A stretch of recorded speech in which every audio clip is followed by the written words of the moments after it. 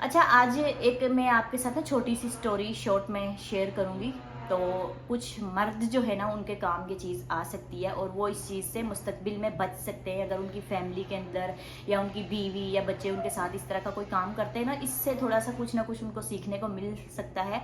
और जो उनका मुस्तकबिल है ना, फ्यूचर उनका जो है, उसमें थोड़ा सा वो अपने लिए कुछ सेव भी कर सकते हैं और ऐसे बीवी बच्चों से बच भी सकते हैं। इस बेडशीट को बिछाए हुए तकरीबन 4 से 5 दिन हो गए हैं। इसको मैंने अभी तक धोया नहीं है। और वैसे तो मेरी आदत है कि 3 दिन के बाद बेडशीट जो है ना वो मैं चेंज करती हूँ, उसको धोती हूँ। इसको इसलिए नहीं किया क्योंकि बच्चों का जब से रूम सेट हुआ है ना, तो वो अपने रूम में सो जाते हैं और ये वाली बेडशीट गंदी ही नहीं हुई है। और वैसे आज मैंने सोचा कि ईद भी आ रही है, तो जो बेडशीट है बच्चों के रूम की, ये वाली जो है ना, इसको चेंज करते हैं। और अच्छा, अभी जो है ना मैंने बेडशीट चेंज कर ली है और रूम बेडशीट चेंज करने से एकदम नया नया लगने लग जाता है। अगर 3-4 दिन बेडशीट चेंज ना करें ना, उससे मैं इतनी ज़्यादा बोर हो जाती हूँ। वो जो पहले वाली बिछी हुई थी ना 2-3 दिन से, मैं उससे बोर हो गई थी, लेकिन मेरी तबीयत ठीक नहीं थी, इसलिए मैंने उसको उठाया नहीं है। आज मैंने कहा कि हर हाल में जो है ना इसको चेंज करते हैं। अच्छा, ये तो हो गया सेट। अभी चलते हैं बच्चों के रूम में। और ये वाली बेडशीट जो है ना, अभी मैं मशीन लगाऊंगी तो उसमें इसको धो दूंगी। अभी बच्चे हमारे यहाँ से उठ कर गए हैं। हमजा स्कूल से आया है तो मैंने उसको बोला कि बच्चों के बाल कटवा के ले आओ, जब तक जो है ना मैं आप लोगों का रूम सेट कर लेती हूँ। तो अभी जब तक वो आते, फिर उनको नहलाना होगा, सब कुछ करना होगा। तो सबसे पहले जो है ना, उनके आने से पहले मैं उनका रूम सेट कर लेती हूँ। अच्छा, अभी ये बेडशीट मैंने चेंज की है ना, तो मुझे पता चला है कि कितनी गंदी हो रही थी ये वाली बेडशीट। कलर में एकदम फ़र्क है, ये मैली है ज़्यादा और वो एकदम साफ़ है। लेकिन बिछी हुई थी ना, तब नहीं पता चल रहा था। ये जो है ना, मैंने अपने पूरे घर की सफाई कर ली है और सफाई होने के बाद घर जो है ना कुछ इस तरह से लग रहा है, साफ़ सुथरा। अभी थोड़ी देर में बच्चे जब आ जाएंगे ना, तो घर की जो हालत है फिर वैसी ही हो जाएगी। तो हेयर स्टाइल बनवा के आ गए माशाल्लाह से। बहुत प्यारा हेयर स्टाइल बना है, दिखाओ। वहाँ पे रश लगा हुआ था? नहीं, रश नहीं लगा हुआ था। क्या था फिर, इतना लेट क्यों आए हो? वो बादल अच्छी थी, कटिंग बना रहे। अच्छा, ये बताओ कि भैया ने उनको बोला था कि इनका ये वाला हेयर स्टाइल बनाओ, कि उन्होंने खुद बनाया है? खुद ही बनाया है? नहीं नहीं, भैया ने बोला होगा, क्योंकि ये मोबाइल में देख रहा था, कह रहा था मैं ये वाला हेयर स्टाइल बनवाऊंगा मोहम्मद अहमद का। कहाँ जा रहे हैं आप लोग? ट्यूशन।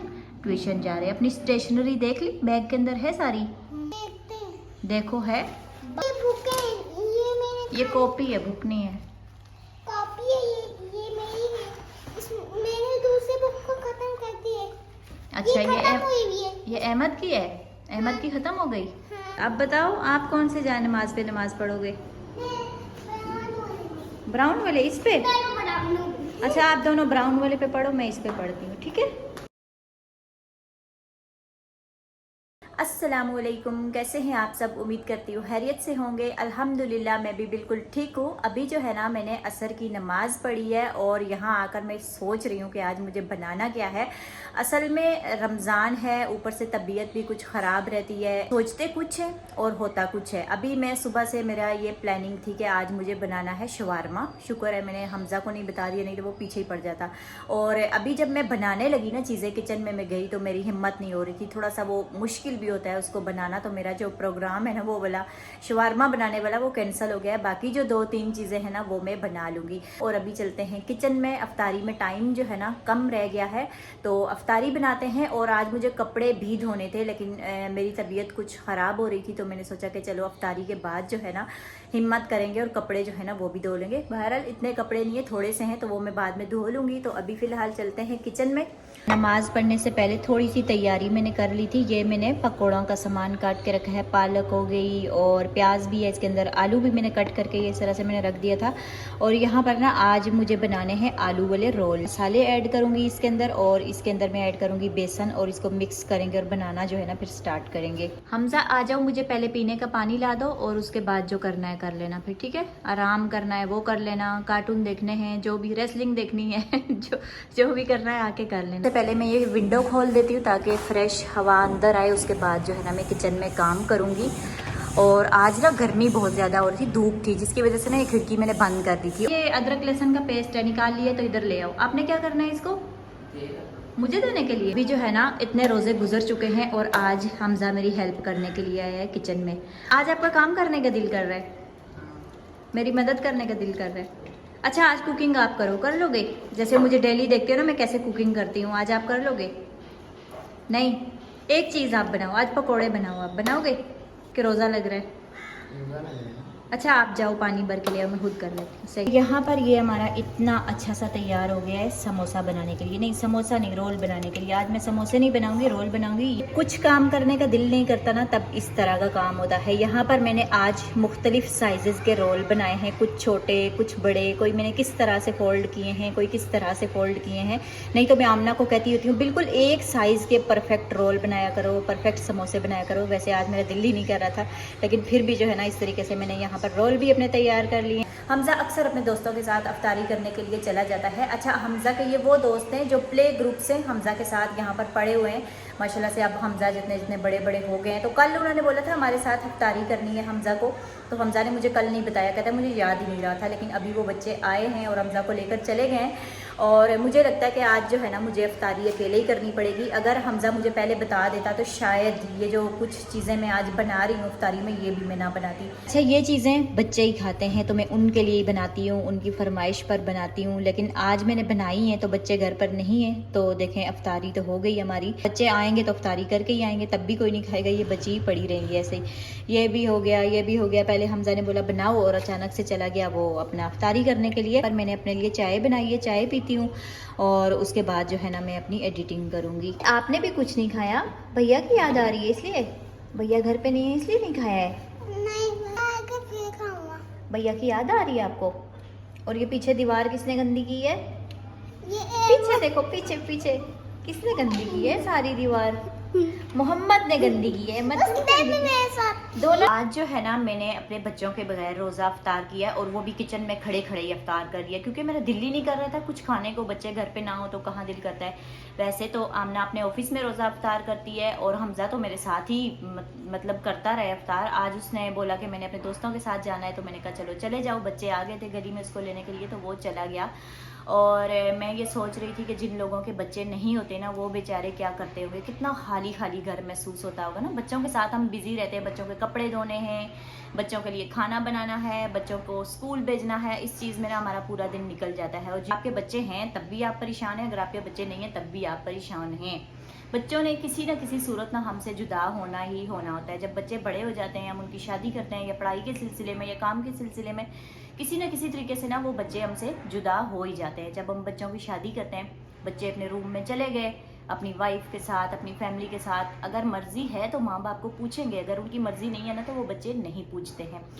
अच्छा आज एक मैं आपके साथ ना छोटी सी स्टोरी शॉर्ट में शेयर करूँगी। तो कुछ मर्द जो है ना उनके काम की चीज़ आ सकती है और वो इस चीज़ से मुस्तकबिल में बच सकते हैं। अगर उनकी फैमिली के अंदर या उनकी बीवी या बच्चे उनके साथ इस तरह का कोई काम करते हैं ना, इससे थोड़ा सा कुछ ना कुछ उनको सीखने को मिल सकता है। और जो उनका मुस्तकबिल है ना, फ्यूचर उनका जो है, उसमें थोड़ा सा वो अपने लिए कुछ सेव भी कर सकते हैं और ऐसे बीवी बच्चों से बच भी सकते हैं। मैं हर किसी का नहीं कहती कि हर कोई बुरा होता है, लेकिन कुछ लोग एक आंखों देखी मेरे कहानी है वो मैं आपको सुनाने लगी हूँ। अच्छा आज से काफ़ी साल पहले की बात है। उस टाइम आमना हुआ करती थी, बाकी मेरे 3 बच्चे नहीं थे। और इसी मोहल्ले में जहाँ मैं बैठी हुई हूँ, तकरीबन 3 गलियाँ पीछे जाए ना, आगे चले जाए ना उस तरफ, तो वहाँ पे एक किराए का घर था, वहाँ पे मैं रहती थी। डबल स्टोरी वो घर था, ऊपर एक कमरा था, रूम बना था चादर वाला, वहाँ पे मैं रहती थी। और नीचे जो घर था ना, वहाँ पर 3 लड़कियाँ थी, उनकी अम्मी थी और वो बहुत अच्छी थी। और देखिए काफ़ी साल गुजर गए, आमना इतनी बड़ी हो गई है और अभी तक उनके साथ मेरी दोस्ती है थी। तो उनके घर के सामने एक घर था, नीचे 2 कमरे बने थे, ऊपर एक कमरा बना हुआ था। अच्छा उस घर के आगे एक अंकल बैठे होते थे और उनकी टांग के ऊपर ना एक पट्टी बांधी हुई थी और कपड़े उन्होंने लगता था कि महीनों कहीं चेंज ही नहीं किए हैं। तो मुझे तो वो होलिये से पागल ही लग रहे थे। और मैंने आंटी से पूछा कि ये इस तरह से क्यों सुबह से शाम तक यहाँ पे चबूतरे पे बैठे रहते हैं। अपने मालिक मकान से ही मैंने पूछा। मैं देखती थी कि हमारे घर के सामने ही था, सुबह सुबह उनका एक लड़का था और वो लड़का कॉलेज जाता था और उनकी 4 लड़कियाँ थी। और उस टाइम की बात करें तो वो चारों लड़कियाँ जो है ना मुझसे एज में काफ़ी बड़ी थी, बहुत ही फैशनेबल लड़कियां थी, अच्छा लिबास पहनना और बहुत अच्छी जो है ना वो कहीं जॉब भी करती थी। चारों की चारों पढ़ाई अपनी जो है ना वो कंप्लीट कर चुकी थी। अच्छा वो लड़का डेली क्या करता कि उन अंकल को पता चला कि मुझे उनकी टांग टूटी आज से 1 महीना पहले, सुबह उठाकर उनको बाहर बिठाता। पूरा दिन वो तड़पते रहते, मैं थक गया हूँ, मुझे अंदर बिठाओ, मुझे भूख लग रही है, मुझे वॉशरूम जाना है, मुझे खाना खाना है, मुझे थोड़ी देर रेस्ट करना है। लेकिन वो लड़का ना उनकी एक बात भी ना सुनता। उनको बाहर बिठा देता और रात के टाइम कई 12-1 बजे के बाद उनको अंदर लेकर जाता और लोग पूछते थे, वो कहता पागल है। अच्छा, गली वालों को सबको पता था कि वो पागल नहीं है। और मेरे जो मालिक मकान थे उन्होंने मुझे बताया कि आज से 1 महीना पहले इनका एक्सीडेंट हुआ है। उन अंकल के बारे में उन्होंने मुझे बताया और कहती है कि हम शुरू से यहाँ पे रहते हैं, हमने हमेशा देखा है कि इनके जो बीवी, 4 बेटियां और इनका जो एक बेटा है ना, इनको एटीएम के तौर पर यूज़ करते थे अपने वालिद को, अपने मियाँ को। मतलब पैसे वो देता था लाके, कोई इज्जत नहीं थी, कोई औकात नहीं थी उसकी घर में, बस पैसे से प्यार था। तो आज से 1 महीना पहले उनका एक्सीडेंट हुआ और उनकी टांग जो है ना पूरी, ये मतलब हड्डियां 1-2 जगह से ना उनकी टूट गई और बिल्कुल ना वो मजबूर हो गए। अंकल का भी वो बोल रही थी कि ये काफ़ी ज़्यादा अच्छे और पढ़े लिखे और बहुत अच्छी पोस्ट पर ना गवर्नमेंट की जॉब करते थे। और 1 महीना जब पहले इनका एक्सीडेंट हुआ तो रिटायरमेंट जो है वो भी करीब थी और उन्होंने सारे पैसे इनको दे दिए और एक्स्ट्रा भी पैसे दिए कि आप हमारे साथ इतना अर्सा आपने काम किया है और आप बीमार हो गए, अपना इलाज करवाएं। अच्छा, वो सारे पैसे जो थे ना उन्होंने अपनी वाइफ को ला कर दिए और बोला कि मैं बीमार हो गया हूँ, मेरा इलाज भी होगा। उन्होंने सोचा होगा फिर एक बच्चा पढ़ भी रहा है, उसकी पढ़ाई भी करनी है, फिर हम लोगों ने घर भी बनाना है और 4 लड़कियां जो हैं उनकी शादियां भी करनी है यहीं। अच्छा, पैसे जैसे ही उनकी बीवी ने उनसे लिए ना, उनकी औकात जो थी ना वो घर से ख़त्म हो गई। अब वो पागल भी थे, उनको खाना भी नहीं मिल रहा था। और मैंने अक्सर देखा कि 1.5 साल तकरीबन मैं वहाँ पर रही हूँ, वो दवाई के लिए भी तरस रहे हैं, पानी पीने का उनको नहीं मिल रहा, खाना नहीं मिल रहा, उनको कोई नहला नहीं रहा, उनके कपड़े नहीं चेंज कर रहा। और ऐसे इंसान क्या करे, ऊपर से मजदूर हो गए, वो इतना बेबस हो गए थे और पूरा दिन में उनको देखती रहती कि इनके साथ हो क्या रहा है।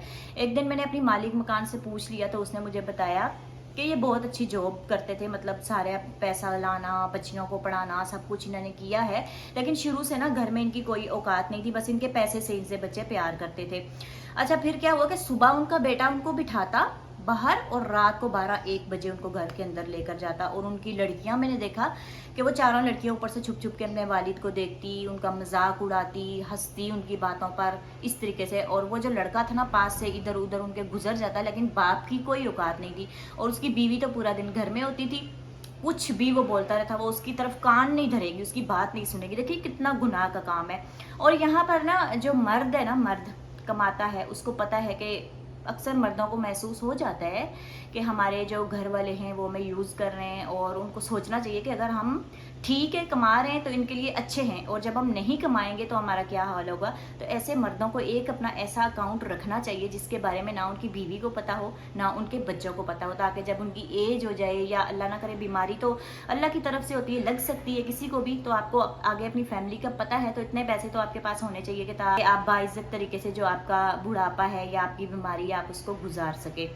उसके कई साल के बाद जो है अभी मैं इस मोहल्ले में वापस आई और मैं ना हमज़ा के लिए ट्यूशन ढूंढ रही थी। और मुझे पता चला कि वही लड़कियां जिनके घर में मैं रहती थी, 2 की तो शादी हो गई और एक लड़की जो है उसकी भी बड़ी बहन की शादी हो गई है कश्मीर में, लेकिन वो यहाँ घर में रहती है अपनी माँ के साथ और वो ट्यूशन पढ़ाती है। मैं उनके घर में गई, मैंने हमज़ा को ट्यूशन लगा दिया और जब मैं उनके घर से बाहर निकली ना तो उनके घर के सामने मैंने देखा जहाँ पे वो अंकल बैठे होते थे। आज से कई साल पहले वो अंकल तो थे नहीं, लेकिन वो चबूतरा वैसे का वैसा था वहाँ पर। और वहाँ पे ना बहुत प्यार, पहले तो 2 कमरे नीचे होते थे, 1 कमरा ऊपर होता था, एक कच्चा सा घर था, लेकिन बहुत अच्छी बिल्डिंग बनी हुई है। उन अंकल के जो रिटायरमेंट के पैसे थे, उनकी वाइफ ने उन पैसों से घर भी बना लिया होगा, बच्चियों की शादी हो गई होगी। और वो जो काला सा लड़का था ना, अपने अब्बू को सुबह बाहर बिठाता था और रात को जो है वो अंदर उठाकर ले जाता था। कोई पानी शानी, कोई खाना, कोई चीज़ उनको नहीं मिलती थी, बात नहीं सुनता था, बड़ा बदतमीजी करता था। वो लड़का वहाँ पे खड़ा हुआ है और उसने एक बच्चे को उठाया हुआ है। अच्छा, अब क्या है कि मैं 3-4 दिन पहले की बात बता रही हूँ, बड़ी हैरत के साथ मैं उस लड़के को देख रही थी तो मैंने सोचा पता नहीं लोग बोलेंगे कि इसको क्यों देख रही है। अच्छा, वो सारी जो स्टोरी थी ना कुछ साल पहले की, वो मेरे जहन में घूम गई।